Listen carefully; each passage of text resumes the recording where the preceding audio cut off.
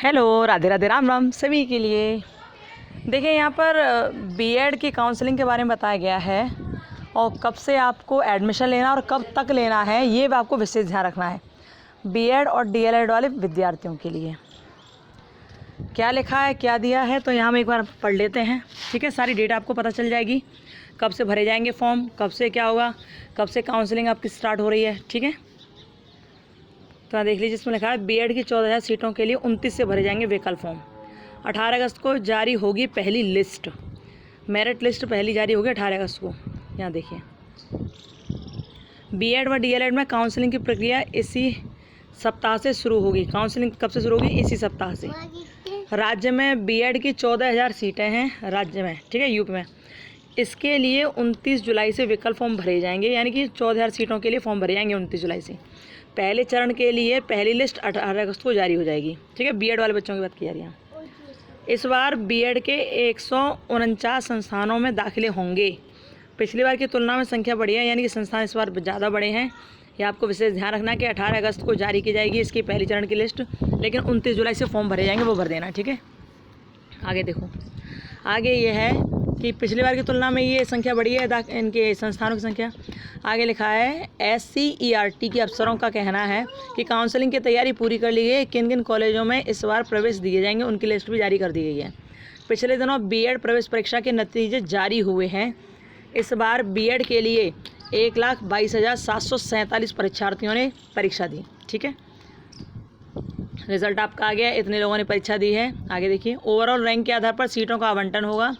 जिसकी जैसी रैंक होगी उसके हिसाब से उसे कॉलेज मिलेगा। ठीक है, ध्यान रखना, यदि आपकी रैंक अच्छी है, वैसे तो ये है कि 10,000 के नीचे जिसकी भी रैंक आ रही है, अंडर 10,000 जिसकी भी रैंक आ रही है, उसको प्रवेश जो मिलेगा वो सरकारी कॉलेज में मिल सकता है। जैसे 8,000 आई है आपकी, 9,000 आई है आपकी, यहाँ तक यदि रैंक आ रही है तो आपको सरकारी संस्थान मिलने के चांसेस हैं।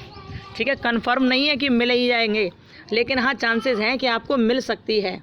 ठीक है, यदि ये 10,000 तक भी आपकी रैंक आ रही है तो, और उससे ऊपर आ रही है तो थोड़ा दिक्कत का माहौल रहेगा, क्योंकि हो सकता है 10,000 से ऊपर वाले बच्चों को सरकारी कॉलेज न आवंटित हो, सरकारी कॉलेज न मिले, प्राइवेट कॉलेज में उन्हें दाखिला लेना पड़े, ऐसा हो सकता है।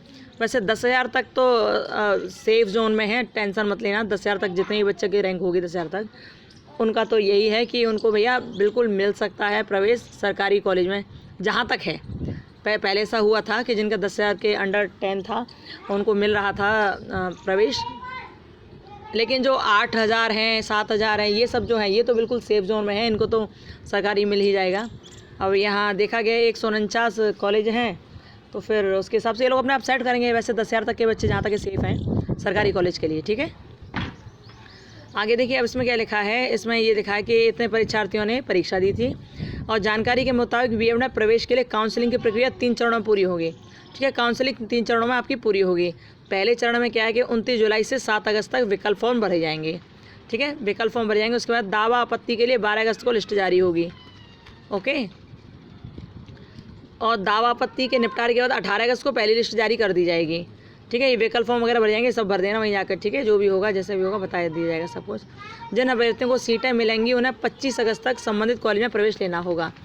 आपको यदि सीटें मिलती हैं तो फिर आप काउंसलिंग में यदि पास होते हो तो आपको कॉलेज आवंटित कर दिया जाएगा। 5 सितंबर को सेकेंड लिस्ट जारी होगी। ठीक है, तो पहली लिस्ट कब जारी होगी आपने देख लिया। पहली लिस्ट जारी होगी 18 अगस्त को, दूसरी लिस्ट जारी होगी 5 सितंबर को, और इसमें 5 सितंबर जो लिस्ट जारी होगी वो 9 सितंबर तक एडमिशन ले लेंगे अपने कॉलेज में। ठीक है, जो कॉलेज आपको आवंटित किया जाएगा उस कॉलेज में आप एडमिशन ले लोगे। और प्रवेश का दूसरा चरण 13 सितंबर से शुरू होगा। ठीक है, इसके अनुसार 17 सितंबर तक विकल्प फॉर्म भरे जाएंगे। तीसरा चरण होगा यहाँ। ठीक है, 17 सितंबर तक फॉर्म भरे जाएंगे। द्वितीय चरण की पहली लिस्ट 24 सितंबर को जारी होगी। इसके तहत 29 सितंबर तक प्रवेश होंगे। अच्छा, पहला, दूसरा, तीसरा चरण की बात यहाँ की जा रही। तो पहले चरण में तो इन्होंने यही कहा है कि आपको विकल्प फॉर्म भरने हैं और फॉर्म भरने के बाद आपकी लिस्ट जारी हो जाएगी। पहले चरण की बात तो ये है, और ये लिस्ट भी जारी होगी 2-3 तरह से। पहले 18 अगस्त को, दूसरी 5 सितंबर को। ठीक है, अब ये तो हो गया पहला चरण काउंसलिंग का, जहाँ आपको फॉर्म भरना है और आपकी लिस्ट जारी हो जाएगी। ये हो गया पहला चरण। अब जब दूसरा चरण जब आता है तो दूसरे चरण में क्या है, दूसरा चरण 13 सितंबर से शुरू होगा बीएड का, ठीक है, बीएड फर्स्ट ईयर का। दूसरा चरण 13 सितंबर से शुरू होगा। इसके अनुसार 17 सितंबर तक विकल्प फॉर्म भरे जाएंगे, ठीक है। पहला चरण कब से शुरू हो रहा था? 29 जुलाई से। आपको 29 जुलाई से फॉर्म भरने हैं 7 अगस्त तक, पहला चरण था ये। और जब ये सब हो जाएगा, पहला चरण तो 18 अगस्त से आपकी लिस्ट जारी कर जाएगी पहली वाली, दूसरी लिस्ट 5 सितंबर को जारी कर दी जाएगी, फिर आपको एडमिशन लेना पड़ेगा। और जो दूसरा चरण है, ये दूसरा चरण जो है, दूसरे चरण की सारी प्रक्रिया स्टार्ट होगी 13 सितंबर से, है ना। इसके अनुसार आपको 17 सितंबर तक विकल्प फॉर्म भरने होंगे और दूसरे चरण की पहली लिस्ट 24 सितंबर को जारी होगी। इसके अनुसार 29 सितंबर तक प्रवेश करने होंगे, ठीक है। ये जो सारी चीज़ें, इसका ध्यान रखना आप कि आपके 3 चरणों में लिस्ट जारी होगी, 3 चरणों में आपको काउंसलिंग की प्रक्रिया पूरी करनी है, ठीक है।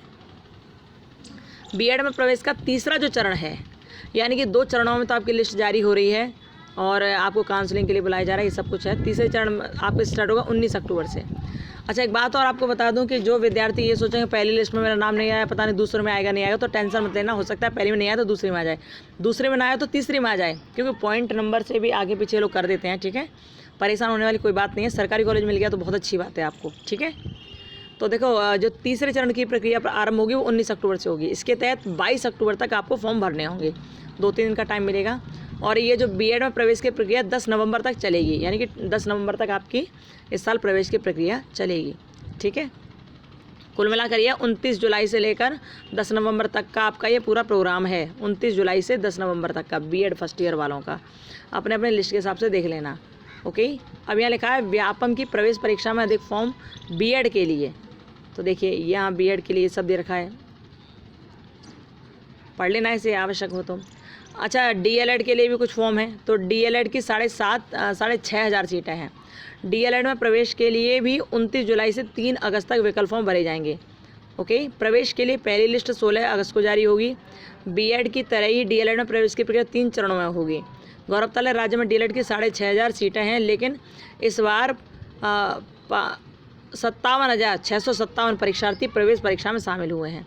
तो इतना है, आप लोग देख लेना आपको क्या करना है क्या नहीं करना। बस ये विकल्प फॉर्म जो भरे जाएंगे ये ज़रूर भर देना जिन बच्चों को बीएड में एडमिशन लेना है, ठीक है। फिर आपकी काउंसलिंग वगैरह होगी।